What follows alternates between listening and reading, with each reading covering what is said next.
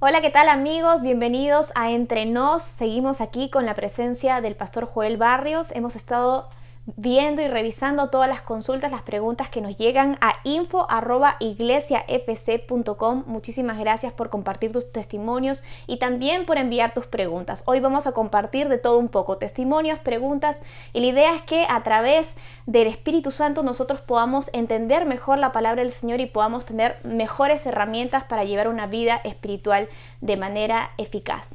Le pedimos al pastor, le damos la bienvenida, que podamos empezar de repente con una oración para absolver las consultas. ¿Cómo no? Vamos a orar. Querido Señor, gracias porque podemos estar con todas las personas que se conectan junto con nosotros, porque todos deseamos crecer en tu gracia, crecer en el conocimiento de tu persona, y también así poder entonces cumplir el propósito por el cual tú nos llamaste. Bendícenos ahora en el nombre de Jesús. Amén. Amén. Hemos estado revisando las consultas y realmente hay muchas preguntas a raíz de la última predicación del día sábado sobre el dolor. Hay muchas personas que nos han compartido cosas muy privadas y por eso no vamos a decir los nombres, pero sí tomar algunos textos para que con el pastor lo podamos considerar y dar algún tipo de consejo y recomendación. Tenemos el primer correo que dice lo siguiente. El pastor Barrios en una de sus predicaciones dijo lo siguiente: tu pecado es tu ministerio. ¿Le podrías preguntar que explique un poco más o que dé algunos ejemplos para poder comprender o aplicar lo que dijo en la vida práctica? Muchísimas gracias. Sí, esto es una muy buena pregunta, y tiene que ver con una proyección práctica y muestra el amor de Dios.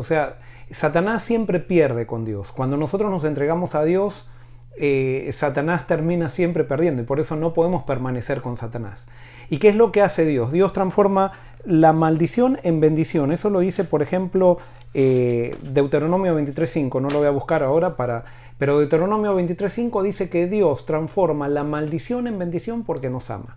Voy a dar un ejemplo. Por ejemplo, Adán, antes de pecar, él estaba en un nivel con Dios, pecó, cayó, con el pecado, pero Adán va a ser restablecido al final del tiempo, y cuando sea restablecido al final del tiempo va a estar en un nivel más alto que el que estaba antes de pecar incluso. Porque no solamente Dios perdona, sino que Dios restituye y nos eleva, que es algo increíble. Ese es el amor de Dios. Entonces, ¿qué pasa? Por ejemplo, suponte que hay una persona que estaba enredada con Satanás en el pecado de la droga o de la pornografía. Bueno, esa persona, una vez que vence con Cristo, se transforma en un ministro de las personas que están en la droga o en la pornografía. Entonces, el pecado de esa persona se transforma en un ministerio. Por ejemplo, hay personas que, porque no supieron, o porque estaban, lejos de Dios, o porque no supieron las leyes de la vida, se divorciaron. Pero una vez que se encuentran con Cristo y ponen su vida, o dejan que el Espíritu Santo ponga su vida en armonía con los principios del reino, esas personas ahora se transforman en ministros de personas que quieren divorciarse, y tienen soluciones, tienen respuestas, tienen enseñanza. Entonces, el pecado de esas personas se termina transformando, después de ser perdonados, en un ministerio. Y eso es lo lindo, que al final termina justamente la experiencia que tuvimos, una experiencia fea, una experiencia donde mordimos el polvo, una experiencia donde Satanás nos esclavizó, termina siendo una bendición para muchas personas, y nosotros entonces hasta podemos agradecer por las equivocaciones que tuvimos en el pasado. No porque no queremos más equivocaciones, pero podemos agradecer porque Dios transformó esas maldiciones en una bendición. Y eso también dice Pastor Romanos 8:28, ¿no? Que todo lo que nos pasa obra para nuestro bienestar, para nuestro crecimiento, ¿no? Sí, yo creo que en esas caídas y vueltas y levantadas vamos creciendo de todas maneras. Nunca es que quedamos en el mismo nivel empantanado, siempre vamos creciendo. Es más, muchas veces en ese caminar Dios nos va a poner, para que crezcamos, nos va a poner en situaciones donde surgen cosas que estaban escondidas en nosotros, surgen algunas debilidades que si no hubiéramos estado en esas situaciones nunca las hubiéramos pasado. Entonces eso, cuando surgen esas debilidades, si nosotros las confesamos, si nosotros las ponemos en las manos de Dios, Dios trabaja eso para que se transformen en nuestras fortalezas en Cristo. Y así podemos llegar a ser personas maduras espirituales, ¿no? Usted mencionaba el tema de la adicción a la pornografía. Aquí hay un texto que las personas nos dice que ha recibido terapia psicológica y que todavía sigue con el mismo problema. Es una persona casada de 55 años, dice que tiene una relación espectacular, una vida sexual muy buena con su esposa, pero que no logra vencer esta adicción. Sí, este es un problema, no es un problema aislado, es un problema que cada vez lo vemos más seguido dentro de la iglesia, dentro de los círculos cristianos, y sí, es una esclavitud muy grande y lastimosamente es difícil, o sea, por la voluntad sola no vas a poder vencer esto.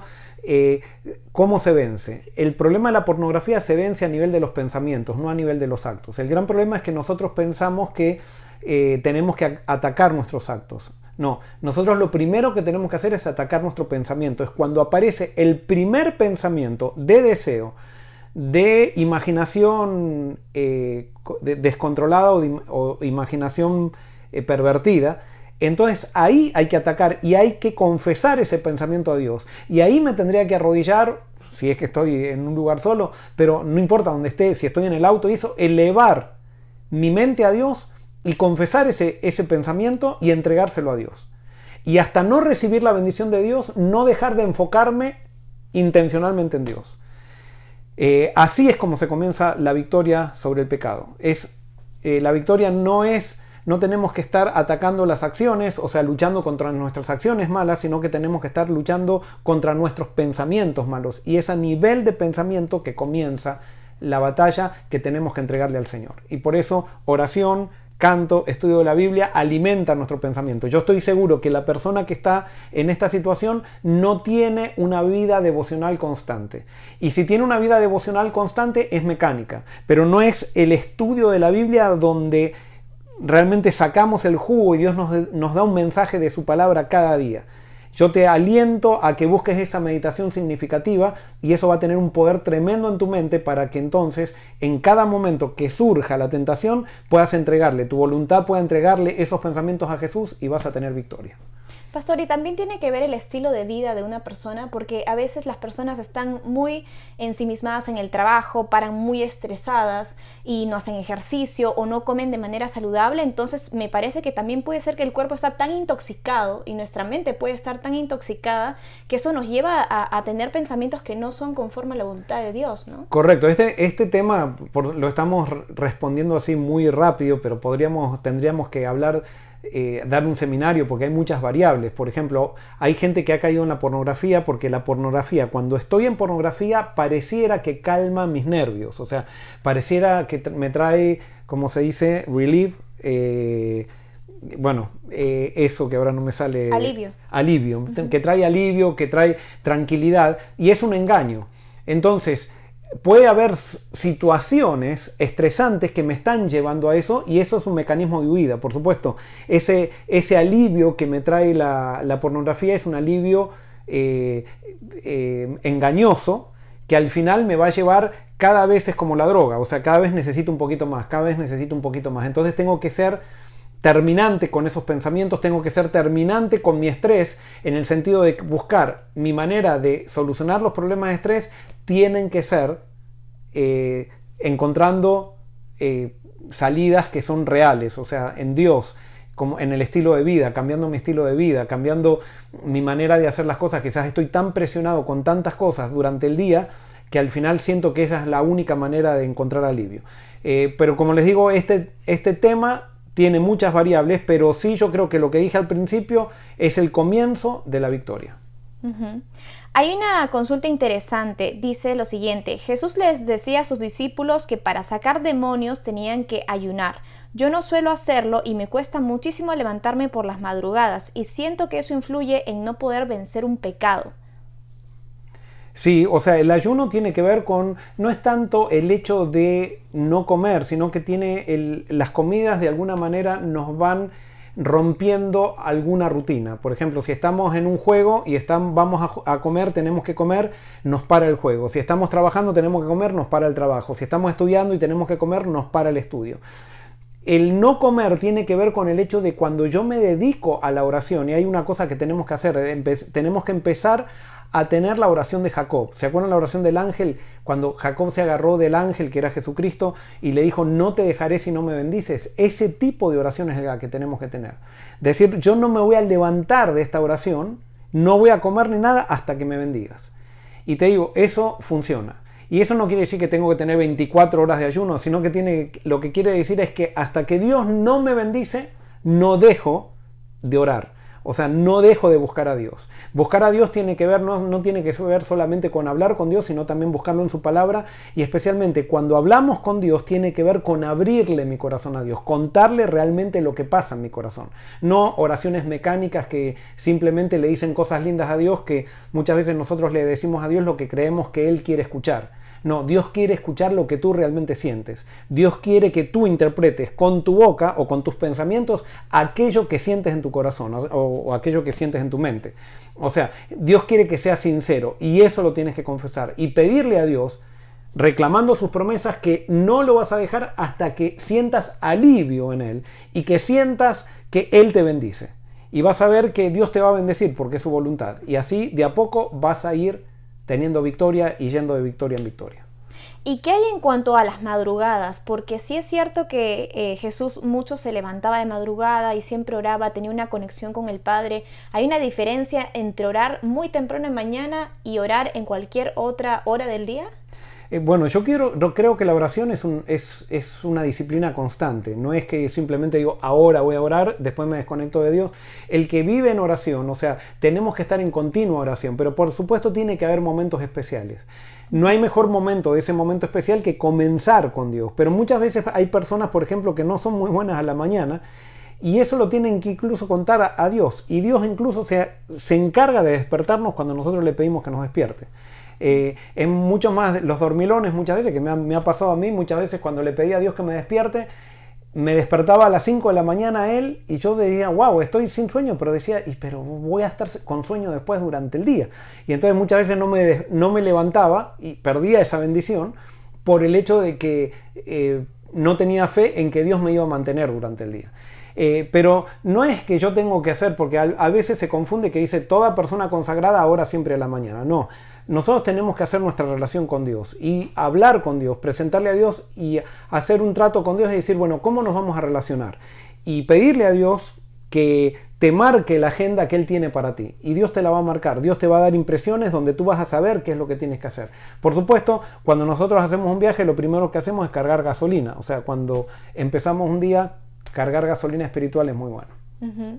Y a veces estamos tan enfocados en la tradición que no nos damos cuenta que el tiempo no es de calidad para con el Señor, ¿no? Porque muchas personas se levantan de madrugada porque piensan que ese es el horario y de pronto están que bostezan, están que se duermen, se quedan dormidos en medio de la meditación y piensan que eso ya, como fue en la madrugada, entonces es la forma correcta, ¿no? Bueno, a mí me pasa, por ejemplo, para mí el mejor momento no es cuando recién me levanto, yo hago una oración, pero hay que preparar el desayuno, hay que llevar a los chicos a la escuela. No, la devoción personal tiene que ser algo donde lo disfrutemos, donde estemos, tiene que ser un sábado pequeño. Entonces, ese no es mi mejor tiempo. Mi mejor tiempo, claro, yo soy pastor, entonces a la mañana tengo mi mejor tiempo. Los sábados de mañana sí me gusta levantarme bien temprano. Y ahí, por ejemplo, cuando están todos durmiendo en mi casa, me levanto, cuando predico especialmente, o sea, para orar, para estudiar la Biblia, ahí me levanto más temprano que los otros días de la semana. Pero hay días de la semana también que me gusta levantarme a las 4, me despierto a las 4 y a las 4 voy, pero ya no es una rutina, porque también si sé que todos los días a las 4... ya estoy viejo y entonces en 5 años voy a estar más viejo de lo que tendría que estar. O sea, es una totalidad. No podemos dedicarnos solamente digamos, en detrimento de la salud, dedicarnos a la oración. Pero también deberíamos tener una vida equilibrada como para manejar y tener cada día un sábado pequeño. El mejor momento del día, será de acuerdo a cada uno, el mejor momento del día para Dios. Uh-huh. Y eso es muy importante, que el tiempo sea de calidad, y el mismo tiempo de calidad que le damos a Dios se va a ver reflejado también en el tiempo de calidad que le vamos a dar a nuestra familia, ¿no? Exacto. A nuestros hijos y al prójimo también, ¿no? Uh-huh. Tenemos una consulta también muy interesante. ¿Cómo saber identificar un llamado de parte de Dios? Muchos dicen que escuchan la voz de Dios. ¿Cómo saber si soy yo o si es Dios hablándome? Bueno, o sea, todo eso hay que desarrollar una relación con Dios, que uno aprenda a identificar la voz de Dios. Yo no te puedo decir como Dios me habla a mí, te tiene que hablar a ti. Dios le habla a cada uno de acuerdo a cómo cree que le habla. Entonces, nosotros tenemos que identificar la voz de Dios. Muchas veces, el problema es que nosotros como cristianos muchas veces tenemos un problema. Nosotros queremos saber cuál es la voluntad de Dios antes de avanzar. Y queremos tener toda la voluntad de Dios antes de avanzar. Y Dios no trabaja generalmente así. Dios te va revelando de a un paso a la vez. Él no te revela toda su voluntad, sino que te revela el próximo paso. Entonces, cuando yo quiero que Dios me revele todos los pasos para avanzar, al no avanzar se me confunde la mente. Pero cuando yo voy avanzando, el paso que Dios me va mandando, y generalmente Dios, yo puedo decir por mi experiencia, no puedo decir por la experiencia de otro, pero Dios a uno le va diciendo cuál es el próximo paso, cuál es el próximo paso, cuál es el próximo paso. Y uno va dando ese paso, y en la medida que va avanzando, que está en movimiento, se va ampliando aquello que Dios quiere para uno. Nunca va a estar totalmente claro cuáles van a ser los próximos pasos que Dios nos va a pedir dar. Es más, generalmente los pasos que Dios nos pide dar muchas veces van en contra de lo que a nosotros nos parecía. Pero en la medida que avanzamos y no nos estancamos, seguimos avanzando, dando un paso de fe, ni más rápido, ni avanzando más rápido de Dios, ni yendo más lento, Dios nos va revelando su voluntad y vamos escuchando esa promesa que dice... oirás una voz a tus espaldas diciendo, este es el camino, andad por él. Y es el paso a paso que uno va dando, digamos, día a día, ¿no? En el caso de Abraham, primero se le dice que tiene que salir, y él sale, y en el mismo versículo dice, en el camino que te mostraré, en tiempo futuro. No es que ahí mismo necesariamente cuando recibimos el llamado vamos a conocer todo el mapa y toda la ruta, ¿no? Exacto. Pero ahí está, digamos, ahí está la necesidad de conocer y aprender a reconocer la voz de Dios para no confundirnos en el camino. Y me imagino que también nada de lo que venga a nuestros pensamientos y que infrinja un principio lo vamos a poder catalogar como voz de Dios, ¿no? Eso es algo muy importante, porque lo he visto muchas veces, por ejemplo, que hay personas que piensan que tienen que serle infiel a la mujer porque recibieron un sueño de Dios con la secretaria. Y entonces eso no puede ser de Dios. O sea, Dios no me puede estar llevando a destruir algo que Él mismo instituyó para que yo siga su voluntad. No, ahí sí seguro es de Satanás. Ahora, más importante que saber la voluntad de Dios es andar en la voluntad de Dios. Cuando yo ando en la voluntad de Dios, como dice Karen, sin infringir ningún principio, lo más probable es que todo lo que haga va a ser bendecido por Dios. Y muchas veces ante una decisión voy a tener dos alternativas. Y bueno, voy a tener que jugarme por una, quizás por la que más me gusta, quizás por la que... y arriesgarme. Pero si yo estoy en la voluntad de Dios, Dios va a bendecir las decisiones que tome. Uh-huh. Y ahí pueden surgir muchas preguntas, ¿no? Porque, por ejemplo, en el caso de Josué, Dios le dice que él iba a bendecir el lugar donde la punta de su pie toque. Pero en otros momentos se ve que Dios da instrucciones precisas. ¿Por qué esa diferencia? En donde Dios muestra el camino, da el mapa, las instrucciones, la ruta, pero en el caso de Josué le dice, no, tú decide y yo te bendeciré. Bueno, justamente ahí está el Dios. Dios es tan dinámico. Por ejemplo, cuando Jesús hacía un milagro, a veces decía una palabra y se sanaba. Otra vez se ponía lodo en el ojo y tenían que ir a lavarse en un estanque. O sea, Él siempre cambiaba los métodos porque justamente lo que Dios quiere que aprendamos es que aprendamos a depender de Él. Y si Él hiciera todo de la misma manera, entonces dependeríamos de lo que Él hace, no de Él mismo. Él cambia muchas veces sus métodos para que nosotros aprendamos a depender de Él. Y ahí está la fe, ahí está la flexibilidad nuestra, ahí está la sumisión. La sumisión de someternos a lo que Dios nos va mostrando, a pesar que a nosotros nos parezca que es ilógico. Uh-huh. Tenemos una pregunta a raíz del último sermón que tenía que ver con el dolor. ¿Cuál es la diferencia entre dolor y sufrimiento? Porque Jesús sufrió en la cruz y nos dijo a nosotros que teníamos que cargar también nuestra propia cruz. ¿Significa que tenemos que vivir una vida de sufrimiento? No, yo creo que la vida de sufrimiento Dios no quiere que vivamos en ningún momento. Dios quiere, no es que Dios quiere, Dios sabe que vamos a tener dolor. El dolor es la incapacidad, mejor dicho, el sufrimiento es la incapacidad de aceptar el dolor. Y muchas veces cuando nosotros queremos evitar el dolor normal que trae la vida, nos traemos una vida de sufrimiento. una de las grandes luchas que tenemos es que muchas veces nosotros como seres humanos queremos evitar el dolor natural de la vida. Y eso al final nos lleva al sufrimiento. Voy a dar un ejemplo. Por ejemplo, hay madres y padres, hay padres que sobreprotegen tanto a los hijos para evitarles el dolor. Con esa sobreprotección, evitándoles el dolor, lo que están es empujándole a los hijos a una vida de sufrimiento. Eso es lo que hacemos cuando nosotros no queremos que nuestros hijos, le evitamos todos los dolores a nuestros hijos. Muchas veces nos pasa a nosotros. Por ejemplo, yo eso lo he dicho muchas veces. Hay una chica que sabe que el novio no le conviene, pero sabe que romper con el novio le va a traer un dolor y se va a sentir sola. Muchas veces, por no pasar por el dolor de romper con el novio, está dispuesta a casarse con el novio y después tener una vida de sufrimiento. Y después sí viene el arrepentimiento, ya viene después el divorcio y todas las cosas que nosotros conocemos, pero se podría haber evitado ese sufrimiento si hubiera estado dispuesta a aceptar el dolor cuando tenía que tomar una decisión que le iba a traer dolor. Pero nosotros muchas veces, por evitar el dolor, nos atraemos sufrimiento. Y Dios no quiere que tengamos una vida de sufrimiento. Dios nos dijo que vamos a tener una vida con dolor, pero que cuando pasemos por el dolor, Él va a estar al lado nuestro, para que ese dolor se pueda transformar después en algo que nos prepare y nos purifique para ser cada día más felices. Amén. Y muchas veces ese proceso de dolor, no todos sabemos cómo lidiar, ¿no? con esas crisis.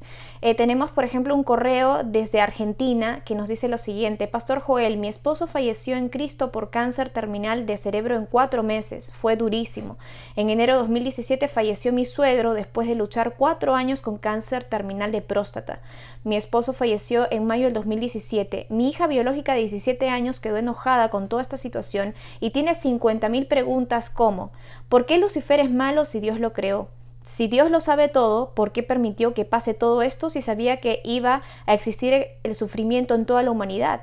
¿Por qué tenemos que sufrir en esta vida si elegimos estar con Dios? Son preguntas de una chica de 17 años que realmente en este proceso de dolor no se encuentra a sí misma en el propósito de Dios. ¿Qué le podríamos aconsejar a la madre y también a la hija de 17 años? Bueno, tu hija hace 3 preguntas. Si mal no recuerdo, es ¿por qué Dios creó a Lucifer? Y pareciera que lo creó fallado. Eso fue lo que interpreté. ¿Por qué Lucifer es malo si Dios lo creó? Muy bien, Dios lo creó, pero Dios no creó a Lucifer malo. Dios creó a un ser perfecto. Dios creó a un ser perfecto que reflejaba su imagen, pero que era libre. Y libertad quería decir que Lucifer podía decidir, como todos los ángeles podían decidir salir del plan de Dios. Al salir del plan de Dios se iba a oponer, porque entre Dios, que es un ser absoluto, y lo otro, hay solamente algo opuesto. Entonces, cuando Lucifer decide oponerse a Dios, o decide salir de la presencia de Dios, independizarse de Dios, se transforma en Satanás. No es que Dios crea a un ser malo, no es que Dios crea a Satanás, sino que Lucifer, por la decisión que tomó, se transforma en Satanás. Eso generalmente lo explico, por ejemplo, cuando nosotros tenemos una luz y nosotros ponemos un objeto entre la luz y una pared, se crea una sombra. Pero podríamos decir que es la sombra, que es la luz la que crea la sombra. No. Lo que crea la sombra es el objeto que se interpone en la luz. La sombra es la ausencia de luz. Bueno, la maldad es la corrupción del bien, y la maldad es, gracias a Dios, que Dios dio la posibilidad de que la maldad sea corruptiva, o sea, si podríamos decir así, o sea, se corrompa, generalmente no se autodestruya rápido. Porque si Lucifer hubiera, digamos, en el momento hubiera muerto, ya no habría ninguna oportunidad para Lucifer. Y Lucifer tuvo oportunidades. Después, cuando nosotros pecamos, si la muerte sería instantánea, no habría oportunidad para nosotros, pero Dios nos da vida para que podamos elegir la vida de vuelta. Nos da una vida física para que podamos elegir la vida espiritual y la vida eterna. Entonces, como dije el sábado, todo esto del bien y del mal no lo vamos a poder entender. Lo que sí podemos entender es que Dios nos ama. ¿Y cómo podemos entender que Dios nos ama? Podemos entender que Dios se hizo responsable del mal. ¿Por qué? Porque Él mismo se hizo hombre para solucionar el problema del mal. Si Dios no sería responsable del mal, Él simplemente se hubiera quedado en el cielo a ver cómo esto se resuelve, hubiera mandado a otro, hubiera mandado un ángel. No, pero Él mismo se hace responsable de todo esto y está trabajando para que el mal no surja más. Entonces sí, es muy triste lo que pasó con tu esposo, con tu suegro, si mal no entendí, y lo que está viviendo tu hija. Sin embargo, Dios está pensando en nosotros en una dimensión de eternidad. Entonces, si nosotros estamos dispuestos a confiar en Dios, y cuando estamos con Dios, si bien no vamos a tener todas las respuestas, vamos a tener la seguridad de su amor. Al tener la seguridad de su amor, vamos a poder pasar estos 70, 80 o 90 años que estamos aquí en esta tierra con dolor, pero vamos a poder reencontrarnos con nuestros seres amados para vivir una eternidad. O sea, cada día de la eternidad viviendo un poquito más felices. O sea, y siempre me gusta ejemplificarlo así. Cuando nosotros estemos viviendo en el año 2000 millones, después de la era del cielo, imagínate cada día nosotros siendo un poquito más felices. Y en el año 1000 millones tú miras para atrás estos 6000 años de pecado. ¿Cómo te van a parecer 6000 años de pecado después de vivir 2000 millones de años siendo cada día más feliz y con todos los seres queridos que mientras estuviste en estos 6000 años no estuvieron todo el tiempo contigo? Pero entonces no solamente mira los 6000 años de pecado que hay en la tierra, sino que ahora mira los 70 años o los 17 años o los 40 años o los 50 años que vivió tu papá o que vivió tu esposo. Entonces, ¿qué nos va a parecer esos 50 años? Cuando estemos en el año 2000 millones de años siendo cada vez más felices y viviendo con estas personas, le vamos a agradecer a Dios que nos permitió tan siquiera nacer y tan siquiera pasar por dolor por 70 años para poder tener toda esa felicidad que vamos a tener por millones de años. Mi consejo es, no tratemos de buscar una respuesta para el mal, tratemos de buscar el amor de Dios, tratemos de conocer quién es Dios.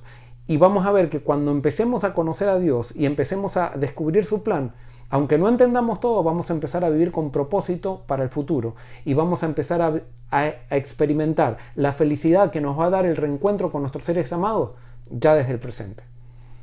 Pastor, y justamente en el libro de Job, cuando Dios le responde a Job a todo lo que él clamaba, él le dice, ¿dónde estabas tú cuando yo fundé la tierra, ¿no? Cuando separé el agua, cuando hice el mar, cuando creé a todas las criaturas, ¿dónde estabas tú? Como diciéndole con qué lógica o con tu pequeño razonamiento tú quieres tener una respuesta sobre cosas de un ser supremo, ¿no? Y a veces nos cuesta entender que somos seres humanos limitados también, ¿no? Correcto, y eso es lo que pasa. O sea, Dios, por más que nos explique, y lo tenemos en la Biblia, por ejemplo, estaba el profeta Habacuc que le decía, Dios, explícame, ¿por qué vas a hacer esto? Y Dios dice, está bien, te voy a explicar. Y cuando Dios le explica, se enoja porque tampoco entiende. O sea, las explicaciones de Dios no van a solucionar ningún problema de nuestra falta de entendimiento. Lo que va a solucionar nuestra falta, no nuestra falta de entendimiento, sino que el problema es el enojo que tenemos en el corazón. Lo que va a solucionar nuestro problema de enojo en el corazón va a ser cuando conozcamos a Dios y podamos experimentar que Dios nos ama. Es con la experiencia que podemos lidiar con aquello que hoy no podemos entender, teniendo una experiencia con Dios, una experiencia de amor con Dios. Y eso nos da fuerza para enfrentar aquello que ahora no entendemos. Y vivir con propósito, en vez de estar enfocados en el pasado, en lo que pasó, estar ahora enfocados en el futuro. Y tener fe de que el futuro es algo concreto, que es algo que va a suceder y que vamos a recuperar todo aquello que el pecado nos quitó. Eso yo sé que no estoy respondiendo todo, pero sí estoy dando un principio que puede ser saludable para todo aquel que lo aplica. Y lo lindo de la vida espiritual es que uno puede decirle a Dios cómo se siente, ¿no? Y de repente si esta chica de 17 años se siente enojada, Dios no es un Dios que te juzga o que cuestiona tus sentimientos, sino más bien Él va cambiando y transformando tu espíritu. Y yo estoy segurísima que si tú le llevas esas emociones de tu hija o ella misma las lleva a Cristo, Él las va a transformar, ¿no? Y a través de la fe es donde vamos a poder ver que tenemos una vida en Cristo que puede tener mucho fruto, ¿no? Yo quisiera leer, pastor, algunos testimonios que han llegado también al correo. Me encanta este de aquí porque dice que los mensajes que se han compartido por las redes sociales han sido de refrigerio espiritual para su vida. Soy estudiante de maestría en ministerio pastoral y algunas veces he querido parar de estudiar debido a que tengo grandes dificultades para hacer los trabajos que requiere cada clase. En ocasiones pienso que mi capacidad intelectual no es la suficiente para seguir con mis estudios. Por favor, oren por mí para que Dios me dé la sabiduría necesaria para continuar. Tengo que decirle que en mis momentos de desánimo he tenido la oportunidad de ver los sermones que el Espíritu Santo ha puesto en sus labios y esto me ha ayudado a reflexionar sobre mi condición espiritual y ha fortalecido mi fe. Deseo de todo corazón ser parte de este movimiento que surgirá de una iglesia arrepentida. Amén. Y quiero decirte algo, no dejes, está perfecto lo que sientes, que no eres demasiado inteligente. Bueno, justamente la Biblia dice, mi poder se perfecciona en tu debilidad. Entonces, mientras más te reconozcas, Jesús puede hacer la diferencia. Y no es que no seas inteligente. Eso es un sentimiento que estás teniendo, que Satanás te quiere vencer con ese sentimiento, pero tú tienes que confiar en Cristo. Y recuerda una cosa, que teología, si bien es importante saber la teología no determina la capacidad de un pastor. Es la experiencia con Dios lo que hace un pastor grande. La teología es conocimiento frío, abstracto, que es muy bueno en ciertas circunstancias, pero yo puedo ser un pastor que sabe toda la teología y no saber cómo vivir con Dios. Lo importante es que descubras cómo vivir con Dios y acuérdate que el pastorado es enseñarle a otra gente a vivir con Dios. Y aunque te haya ido mal en los trabajos prácticos, te haya ido mal en la monografía, en aquello que hayas hecho, no importa, porque Dios no te califica con nota. O sea, no te pregunta, a ver, ¿cuánto tuviste? ¿Tuviste 100 en tus parciales o en tus exámenes? No, Dios lo que quiere es una experiencia. Necesita pastores con una experiencia con Él y esos son los grandes pastores que hacen la diferencia en el ministerio. Y la mayoría de personas que han sido escogidas por Dios no eran personas capacitadas, sino que fueron capacitadas por el mismo Dios, ¿no? El mismo Gedeón estaba asustado y le decía, Señor, yo no me siento capaz de asumir este reto. Y Dios le dice, no, tú puedes hacerlo, confía en mí, que yo te voy a ayudar, ¿no? Y yo creo que cuando uno lee la Biblia, realmente no es solamente una historia que quedó ahí, porque sí, sino que uno mismo también se puede ver reflejado en personajes bíblicos y también nuestras debilidades y ver cómo Dios transformaba, ¿no? Y por ejemplo, Pablo, teniendo todo el conocimiento, ¿no? No estaba preparado para ejercer un ministerio, estaba más bien persiguiendo a los discípulos de Jesús. Y no es hasta que él pierde la vista y se encuentra con Jesús que comienza a recibir realmente el verdadero evangelio. Moisés, cuando se sentía inteligente, cuando se sentía que él tenía las capacidades para sacar a Israel de Egipto, fue cuando falló y tuvo que ir al desierto a desaprender todo lo que había aprendido en Egipto. O sea, todo ese orgullo que se había generado por su inteligencia. Y Dios tuvo que humillarlo para que él pueda ser usado por él. Y llegó a ser el más grande líder. No por su inteligencia, sino por su dependencia de Dios. Así es. Tenemos también otro testimonio muy lindo que dice lo siguiente. Estábamos a punto de divorciarnos con mi esposo, pero gracias a Forest City, los estudios bíblicos, Apocalipsis para Todos y los sermones de todos los sábados, hemos aprendido a que no somos perfectos y que Dios puede hacer un cambio en nosotros. Gracias a ustedes porque salvaron nuestro matrimonio. Amén, gloria a Dios, qué lindo testimonio. Y ahí está, ahí vieron, hay un ministerio ahí. Estas dos personas ahora pueden ayudar a otras personas con lo que ellos vivieron. Cómo ellos salieron de sus problemas, ahora lo comparten con otras personas y se transforma en un ministerio y entonces Satanás perdió con estas dos personas. Gloria a Dios. Y Dios ganó como siempre. Aquí también nos están agradeciendo por responder a todas las consultas. Gracias porque además del programa Apocalipsis para Todos, ahora tienen Entre Nos, en donde nosotros podemos enviar nuestras dudas, contar testimonios y de esa manera estamos emocionados porque estamos a la espera del programa para ver si leen nuestro testimonio o nuestra pregunta. Quiero decirles que a nosotros nos hace súper bien escuchar los testimonios de ustedes y a veces hay testimonios que nos mandan que son muy personales que nos encantaría compartirlos, quizás sin nombre, pero a veces no nos animamos tampoco porque cuentan detalles personales y no sabemos si quisieran compartirlo o no. Pero a nosotros nos hace muy bien sus testimonios porque nos muestran que la palabra de Dios es viva y que es eficiente en todos lados.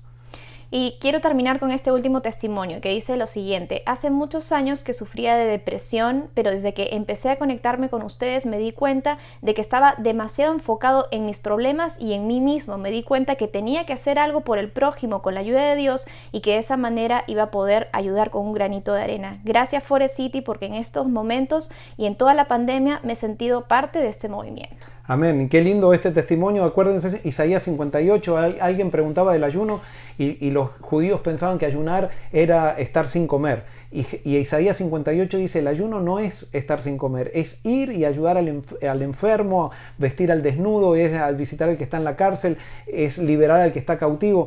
Ese es el ayuno. Y por eso si alguien está queriendo vencer pecado, lo mejor que puedes hacer también es trabajar por otras personas.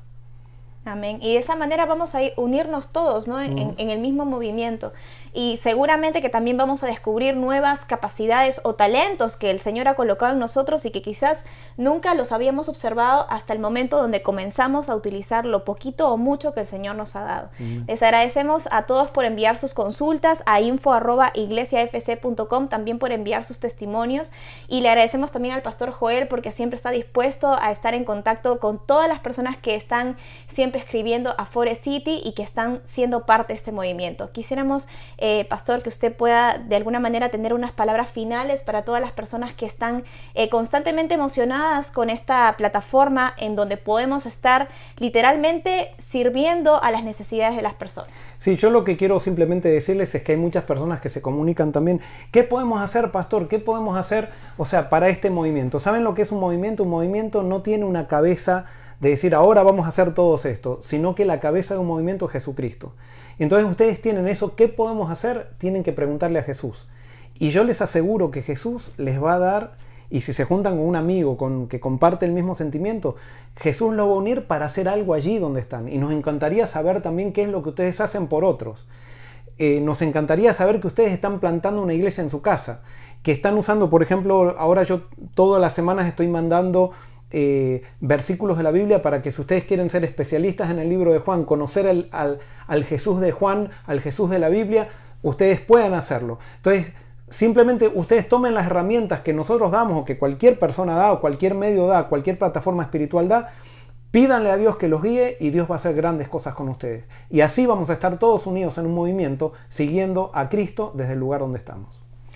Muchas gracias, pastor, por estas palabras finales y gracias a todos por conectarse, por enviar sus comentarios y preguntas, y les deseamos que tengan un espectacular fin de semana, que Dios los bendiga, feliz sábado, y vamos a cerrar rápidamente con una oración para que Dios pueda acompañarlos en todo momento. Oramos. Padre nuestro que estás en las alturas de los cielos, Señor, gracias te damos por todas las personas que se están uniendo a este movimiento. Gracias por los corazones sinceros, Señor. Permite que nos podamos refugiar en ti en todo momento, Señor. Que nos despojemos de nuestro antiguo yo, que estemos dispuestos a cargar nuestra cruz, no para vivir, Señor, una vida de sufrimiento, sino una vida de victoria, Señor, en ti. Te pedimos que tú sigas ungiendo y bendiciendo a las personas que se conectan cada semana con Forest City, Señor. Permite que puedan empezar un ministerio en sus casas, que empiecen el ministerio en sus hogares, y permite también, Señor, que ellos puedan ser de bendición para todas aquellas personas que aún no te conocen. Quédate con nosotros y bendícenos ahora que estamos a punto de entrar a tu día santo, Señor. En el nombre de Jesús, amén. Amén. Amén. Que Dios los bendiga.